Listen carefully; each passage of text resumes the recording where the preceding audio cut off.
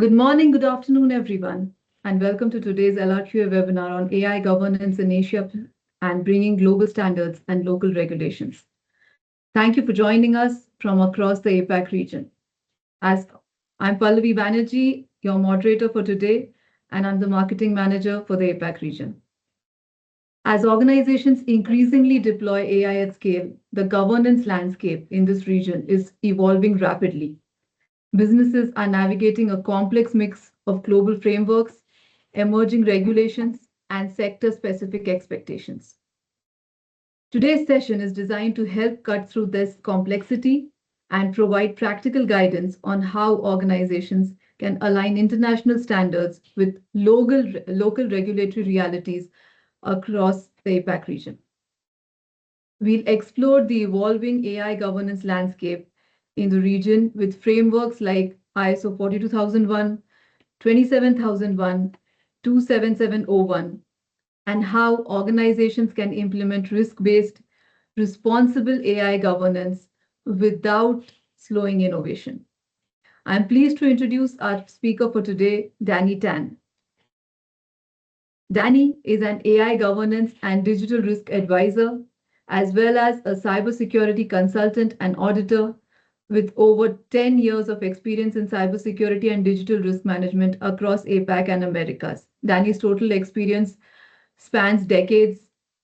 He specializes in helping organizations align AI systems with global security and privacy, including standards like 42001, 27001, 27701, and many more. Following the presentation, we'll also have time for a live Q&A, so please feel free to submit your questions during the session.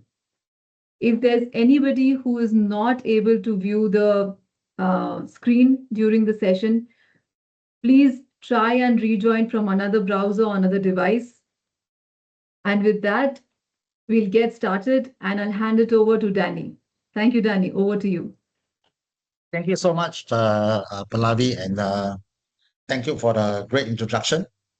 And going forward for the next 60 minutes or so, we're going to have a fantastic lineup. I'm going to go through some of the biggest buzzwords in technology and compliance, and importantly, how to turn them into something genuinely useful for yourself.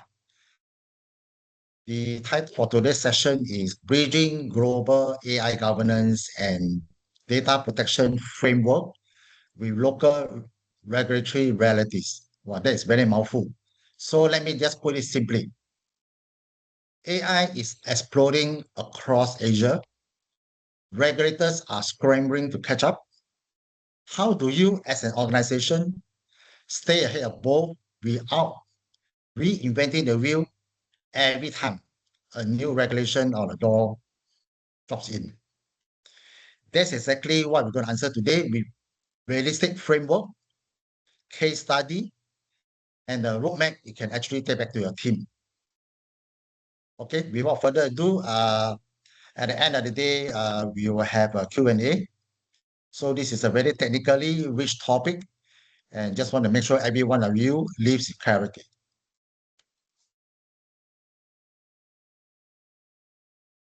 Okay, let's start with a number that really get attention. APAC by 2030 is going to be a whopping $1.8 trillion. Okay, that is the projected size of Asia Pacific AI market by 2030, which is about not very far away, it's about 4 years from now.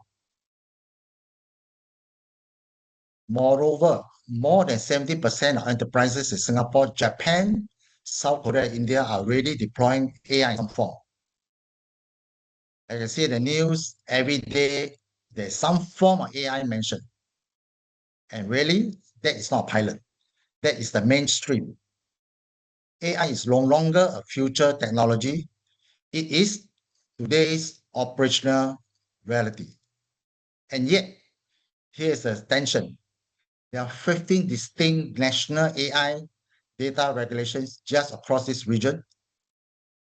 15 of them, some are brand new, and more of them are still evolving. And often and not, they don't agree always with each other. So what's the challenge?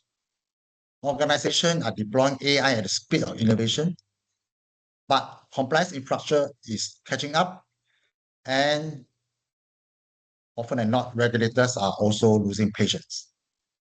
Think about it. That means practically, you got a regional bank in Singapore rolling out an AI credit scoring system. It seems to comply with Singapore PDPA, Thailand PDPA, Indonesian PD law simultaneously, while also satisfying MAS guidelines on technological risk. So these are all different frameworks. So that is not a compliance problem. That is a strategic problem. And it requires a strategic answer. Right.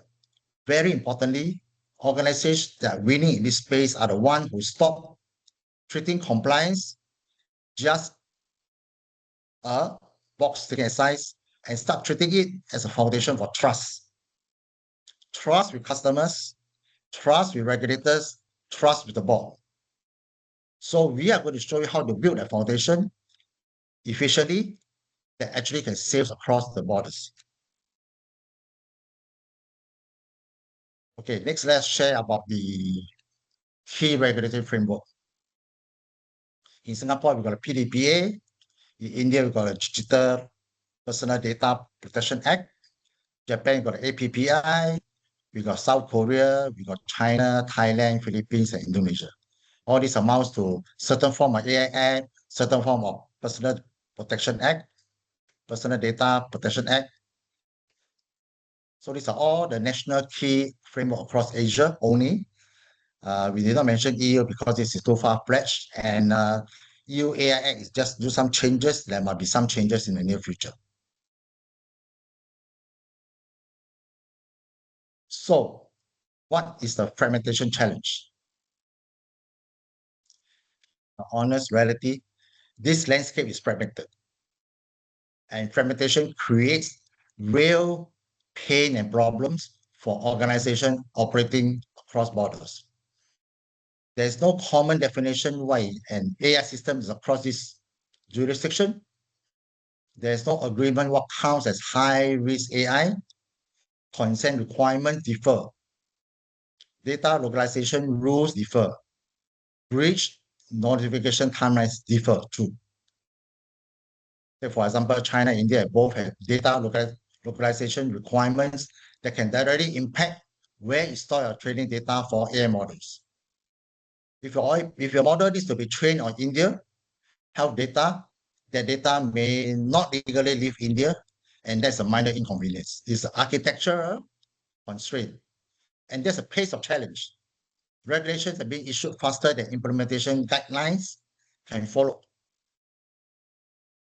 So as often and not, compliance teams say that we just finished implementing the old rules, and there's a new regulation coming and change everything again.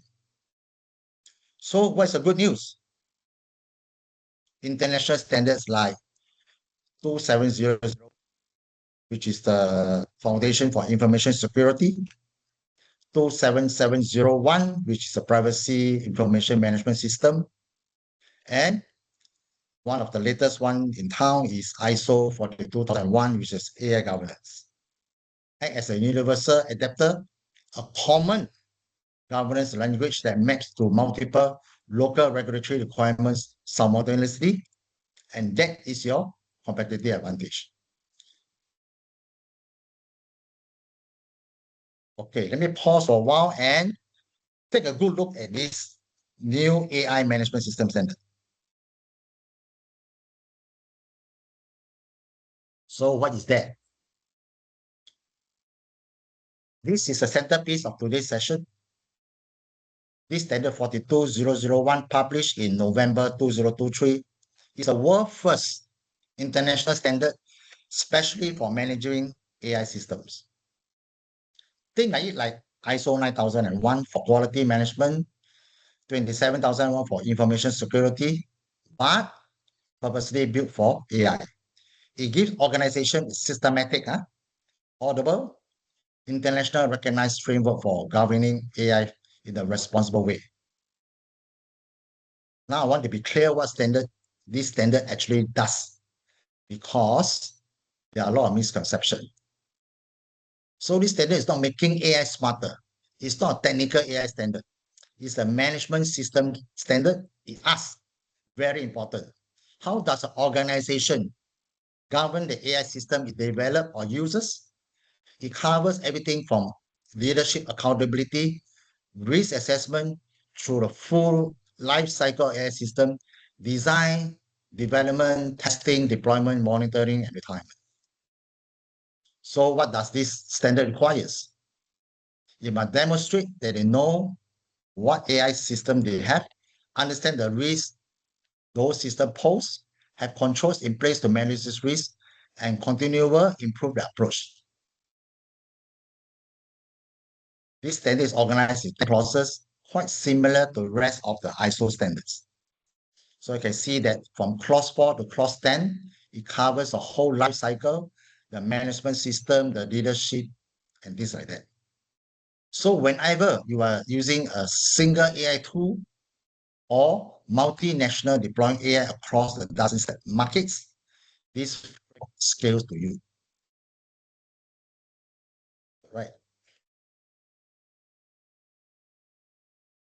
So what are the foundation for security and privacy foundation, right? So most of you who are familiar with ISO 27001 is a gold standard for information security management. Today, over 70,000 organizations globally are certified to it, right?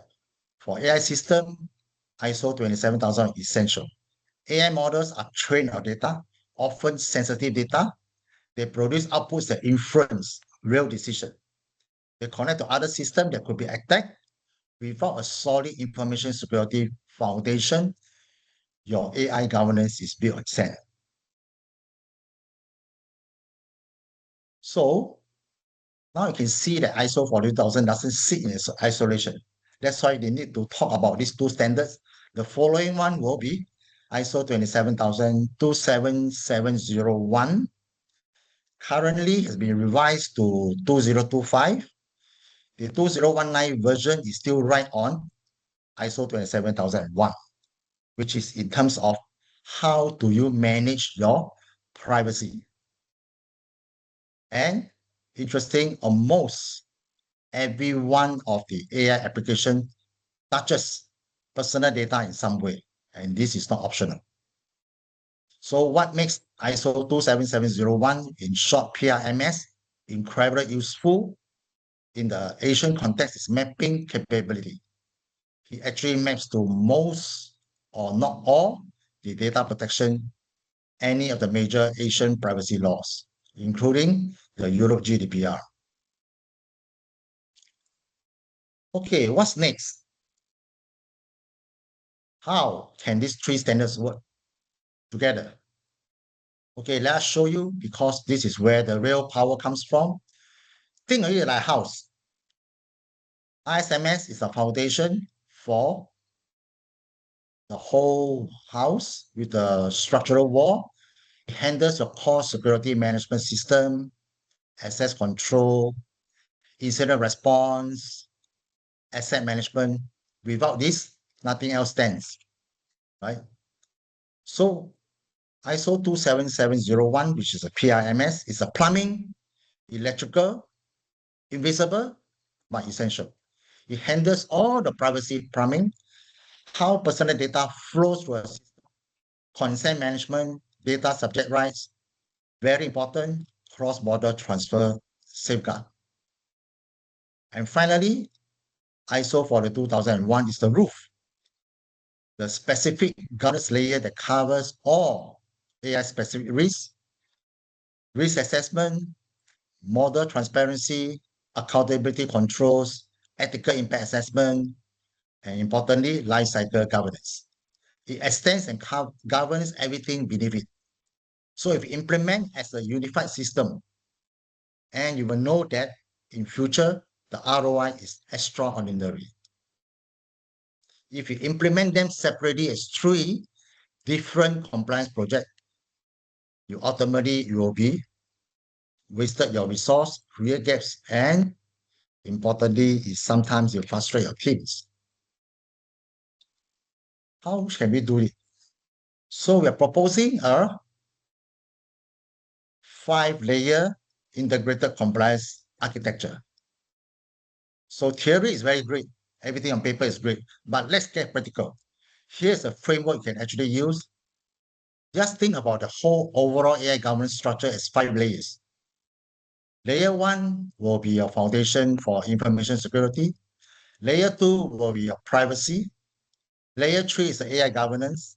Layer 4 is the local regulatory compliance. And layer 5 is where the board or the governance structure, where it's the stakeholder trust and reporting. So you can see that each layer amplifies the layer beneath it. Organizations trying to jump straight to layer 5, publishing AI ethics statements before being layer 1 to 3 are creating brand risk, not managing. So very important. The keyword is trust. Must be earned from bottoms up. Okay, moving on. What is privacy by design in AI system? So privacy by design, it appears in most in every AI regulation in Asia and is frequently misunderstood. So privacy by design is not a compliance checkbox. It's a philosophy how you build AI system, the core idea, how is it being baked into the architecture of the AI system from day one, not added as afterthought when the legal team spots a problem. So what that means in practice, it means before a single line of code is written, your data scientists and engineers should be asking, what data do we need to train this model? Can we use synthetic data or anonymized data instead of real personal data? How long we need to retain this training data? How do we give users meaningful control of whether their data is being used? So these are following 7 principles: proactive, not reactive. So it must be proactive before they occur. Privacy as default. Maximum privacy is automatic. Privacy embedded. So it must be from the start, it's embedded in the whole AI architecture. Fully functional. Avoid trade-off. End-to-end security. Visibility and transparency is very important because you see how the whole data is being go through your whole AI system lifecycle. And finally, user-centric design.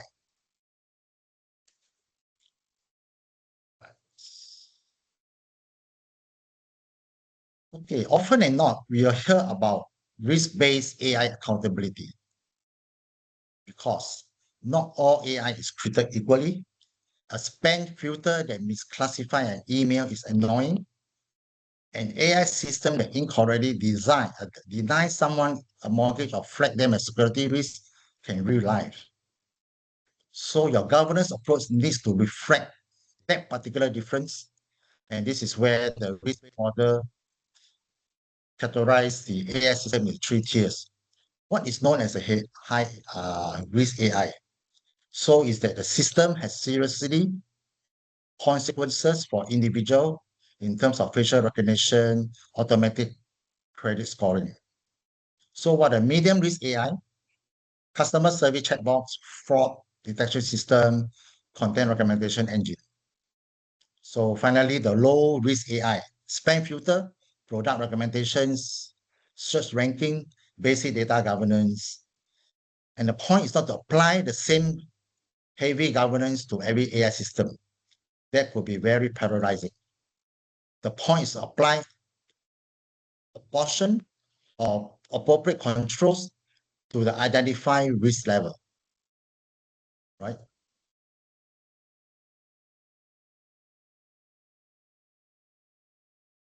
So now we come to a financial use case. Think about an AI deployment financially, services.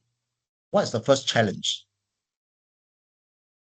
The challenge will be how do we comply MAS rules, meet PDPA requirement. If you're operating across border, how do we have this PDPA requirement in respective jurisdiction?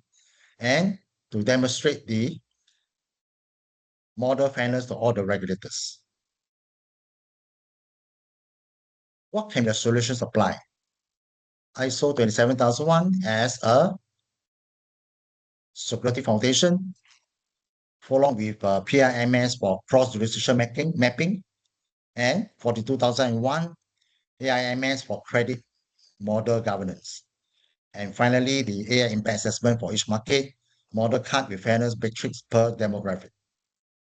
What will be the perceived outcome will be you pass the MAS technology risk management audit. Importantly, a single governance framework covering 3 jurisdictions, right? They will achieve 40% reduction in compliance documentation effort compared to the previous approach. And all regulators in 3 markets cited their approach as best practices.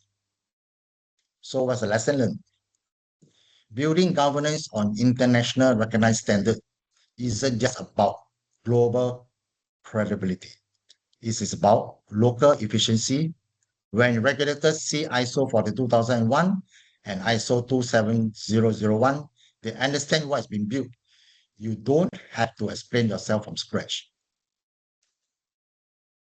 Okay, there's the first case study in the railway application. Next, we come to a AI diagnostic platform, which is largely used in India about the health AI platform providing diagnostic support to clinicians facing a particularly sensitive compliance challenge. As most of us know, medical data is the most sensitive personal data that exists. And this is why the DPA 2023 requires explicit layer consent for medical processing, AI-assisted diagnosis, and additional layer of complexity because patients have a right to understand when AI is influencing their care. The solution was a tiered consent architecture, general treatment consent plus specific consent for AI processing of all diagnostic data. So when it's combined with PIMS, medical controls, and for the 2001 algorithm accountability documentation, the platform achieved regulatory clearance in 6 months. Okay, importantly, the Indian regulator accepted PIMS solution as compliance evidence, which is a very significant precedent for DPA requirement. Okay, next we come to the China generative AI, Gen AI compliance. Okay, and most of us will realize that the China regulatory environment for AI is the most complex in the world right now. Right, you can see the micro models about all the shows and things like that. So the Gen AI regulation of 2023 combined with PIPL and logarithm rules means that any company deploying a Gen AI product in China needs to navigate multiple simultaneous requirements, content labeling of AI-generated outputs, mandatory user registration, real-time verification, security assessment for cross-border data, and content moderation requirements. Okay, one technology company achieved compliance by building 27001 as a security baseline, PIMS for PIPL mapping, and for the 2001 for log algorithm accountability, that then layering China-specific controls on top of all the requirements, and they pass CSE security assessment, achieve what I call a dual track compliance, meeting both domestic China requirements and international simultaneously. So you have 2 domestic standards and international standards. Okay, coming to it, what is the road ahead?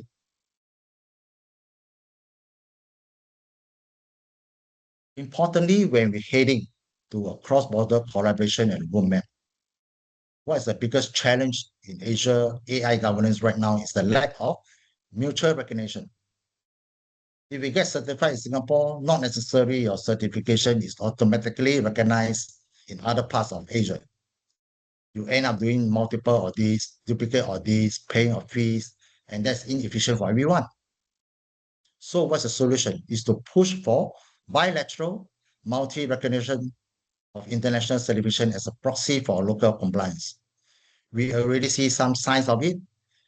The Indian regulator's acceptance of 27701, which is a PMS, as a DPA evidence as a promising precedent. The APAC cross-border privacy rule system provides a framework for data transfer, accountability between members' economies. And regulatory sandbox Singapore, India, Thailand, elsewhere offer a way to test cross-border AI deployment under regulatory supervision with reduced compliance burden. These are not things that happen by themselves. They require organizations like you to engage with regulators, with industry bodies, with standard organization. The governance future you want has to be built collaboratively. So finally, how do you put all this into practice? Okay, you are proposing a 12-month implementation roadmap in 4 distinct phases. So month 1 to month 3, assess and plan. So you can do all the mapping, where's all the gaps, where do you map current air flows, conduct gap analysis, and identify what the applicable national law per market. And importantly, we need the owner, appoint an AI ethics and privacy governance owner. Phase 2, where you build foundation, how to implement and upgrade your ISMS, your deploy of PIMS, your local laws, and establish an AI register, a century inventory of all AI systems your organization develop or use, create model card templates for documenting AI models. Next, you come to the phase 3 with the month 7, the month 9, you will integrate and certify, right? Then month 10 to month 12, which is the phase 4, how do you scale and sustain, extend the framework to all IA system and all your markets that you are venturing into. And this will help to establish a continuous monitoring and regular review cycle.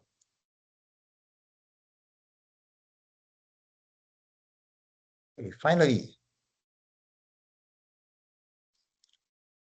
what to remember from this session? We actually cover a lot of ground today. So let me leave you with 6 things that you will need to remember. 1, Asia regulatory landscape is fragmented, but it's converging. And you need an international standard to be the common language. 2, how do you put all these 3 standards together and implement them as a unified system, not 3 compliance projects?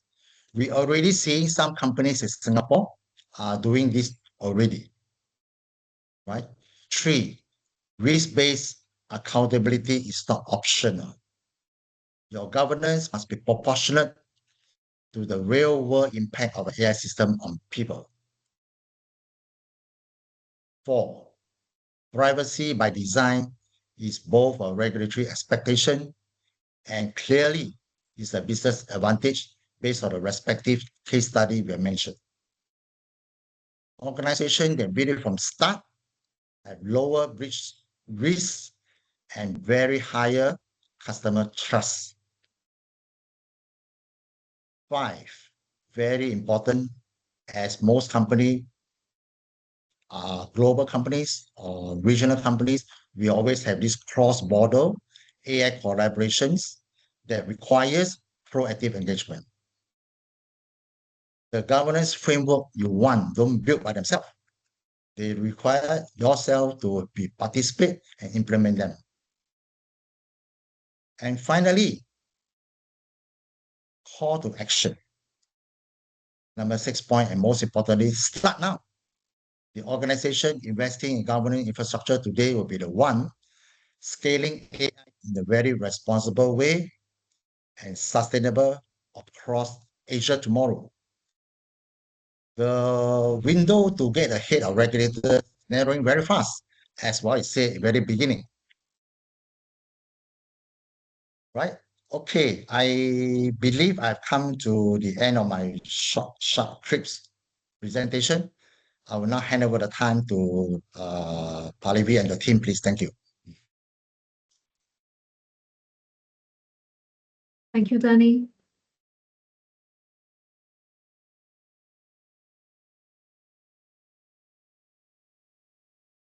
Requesting everybody to please take a note of the code, the discount code, and you can start putting your questions here. Danny will also be sharing a feedback QR. So please request all of you, kindly share your feedback after the webinar is over. For now, please start sending in your questions. We will be more than happy to take them. And this, I really hope you take advantage of this training offer. LRQA does not offer 25% discount usually. This is only selectively for webinar attendees.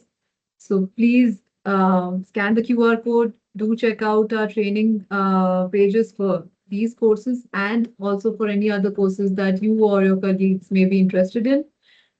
And do reach out to our training team for booking the courses.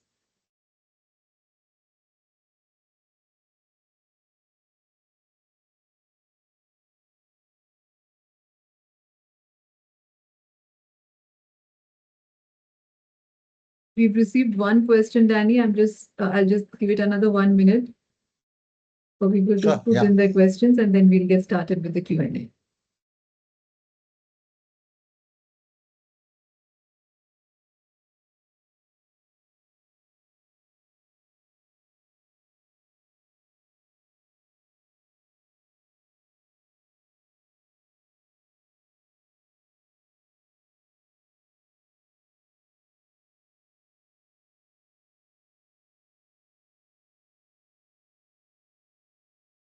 So we go to the Q&A now. Yes, yes. So Okay. there's a question which says, my question is regarding the OP model.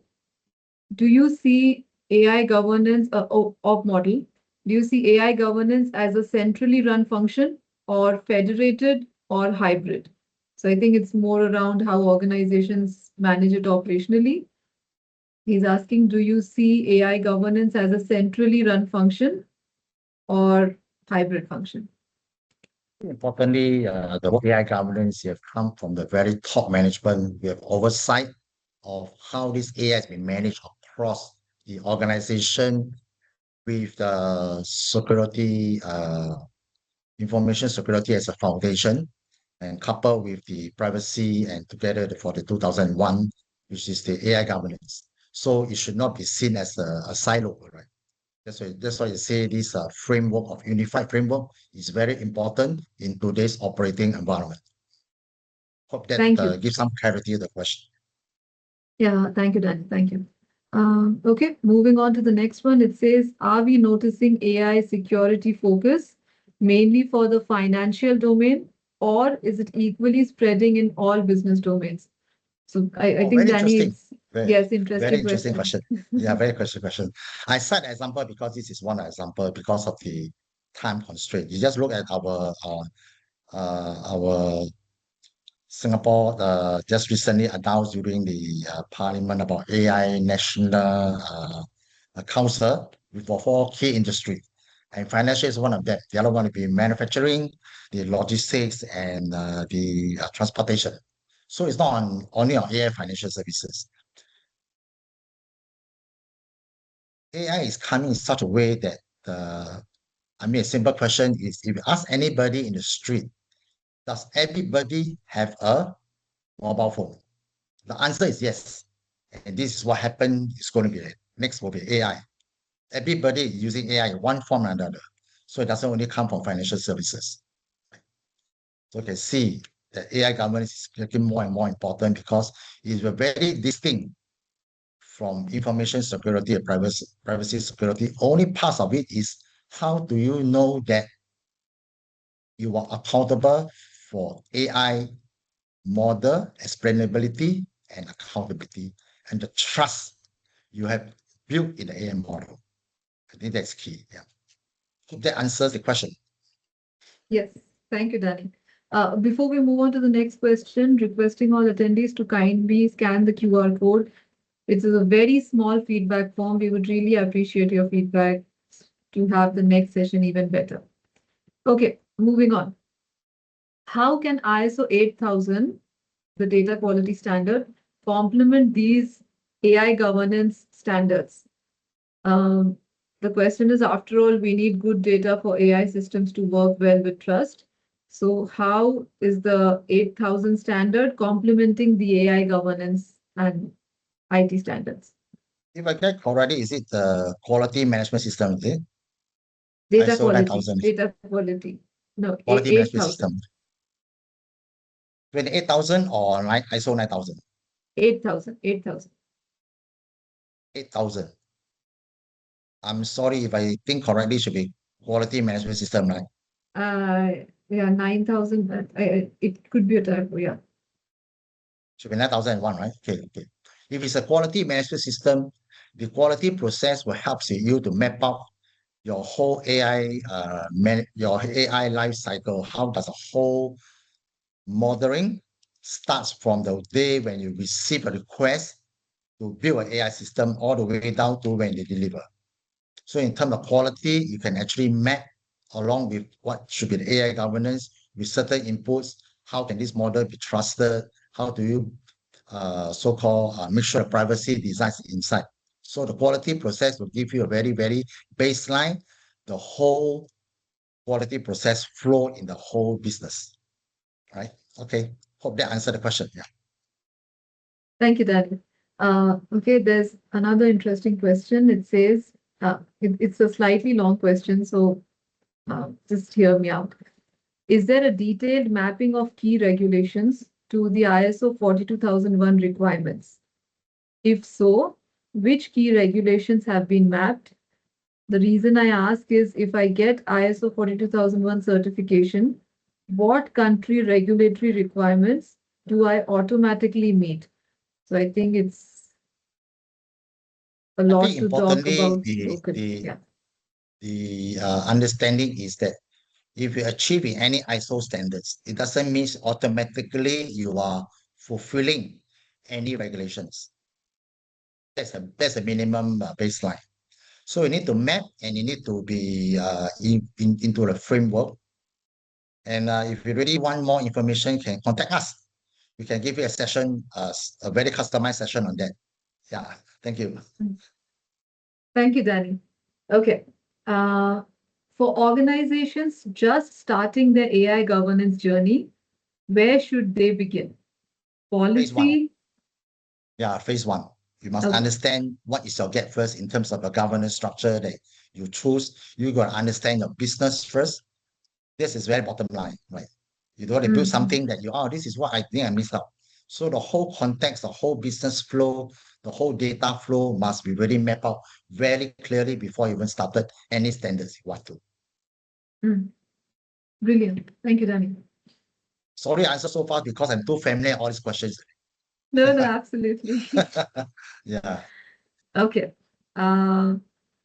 Next is, I already have ISO 27001 in my organization. How will getting ISO 42001 practically differ for my existing systems? Without understanding how big organization is, I think extra effort will be 40 to 50% to make you unify these two standards together. Okay. What are the common AI governance gaps you typically see in organizations deploying AI today? So I think, Keyword. Danny, yeah, that's a very Keyword. relevant question. Accountability. Accountability. That's a key governance issue. Accountability. Who is accountable for approving the model? Who is accountable for releasing and things like that? Testing, validation, accountability is key.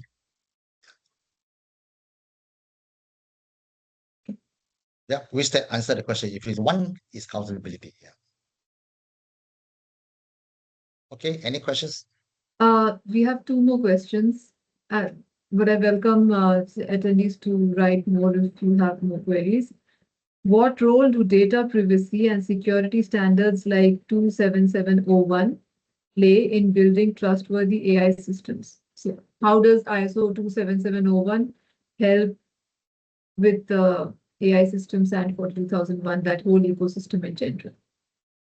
It's a very difficult question, but can answer it in a very small way. Right? How do you be sure that data you are using in your AI system lifecycle and AI data management did not use any sensitive data that you are not supposed to use?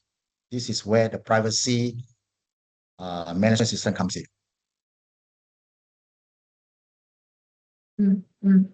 Okay. Again, another interesting question.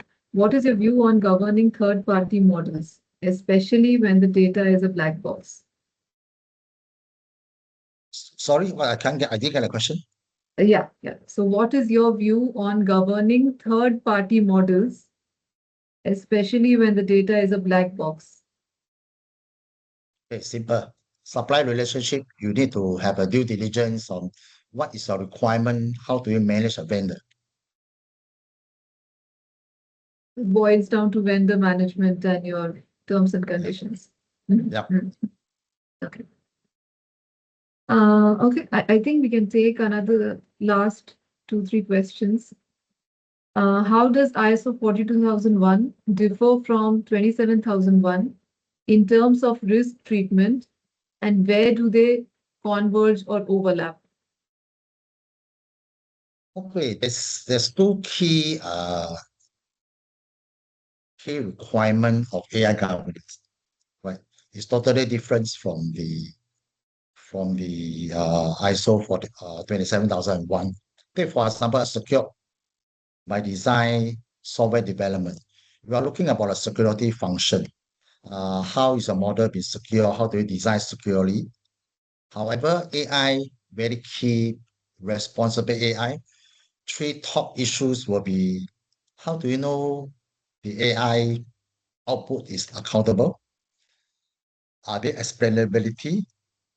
And the outputs, are they what you intend to be? Or are they biased? Do they discriminate?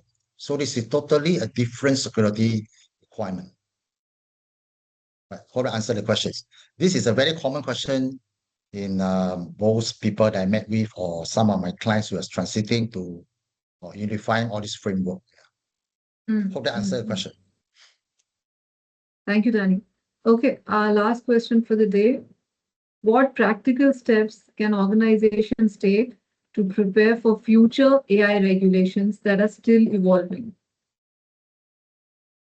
Very interesting. Talk to us and build a unified framework. Okay, jokingly aside, you might have a framework first, right? As I said earlier on in my presentation, the framework will set a bedrock. How do we add on all the standards, right?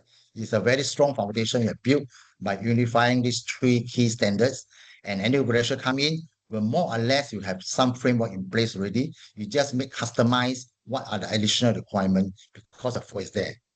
Right? Okay, hope that answers most of the questions in the what you call it. It's an interesting way, right? Thank you, Danny. Thank you so much. Okay, I did say last, but we have one final question from another attendee of ours. We'll just take this final question and then we'll wrap it up. It says, No how problem, does it align with broader enterprise risk management and business continuity frameworks like ISO 31000 and ISO 22301? Will ISO 42001 reside under the ambits of both or have convergence at governance levels? So I think Oh, it very talks interesting about question. this. Very interesting question. Very interesting question. If we heard the news recently, there's an agentic AI, right? We don't know what happened because I do not have any objective evidence. The whole database was wiped out in 9 seconds. Yes. Right. Is there an AI issue? So we have information security issue that give rise to data breach, and finally, it's caused by the AI model. I think that will give you a very good understanding why ISO 31000 risk framework is very important, including the AI impact assessment that give rise to if this model is not intended what's supposed to be the initial intent what will be the impact caused by the AI model, and how do you continue business from there?